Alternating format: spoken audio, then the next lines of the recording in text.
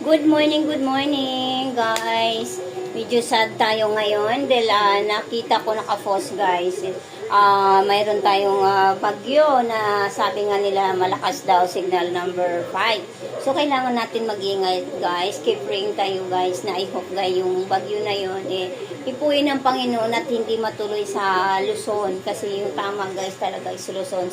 So, nakita nyo naman, guys, yung nangyari sa Cebu, Bacolod, Dumaguete, Samar. So, sobrang kawawa po talaga, guys. I hope, guys, na I pray, guys, na maging okay, guys, dito at hindi iiwas yung bagyo or matutunaw yung bagyo in the name of Jesus, guys.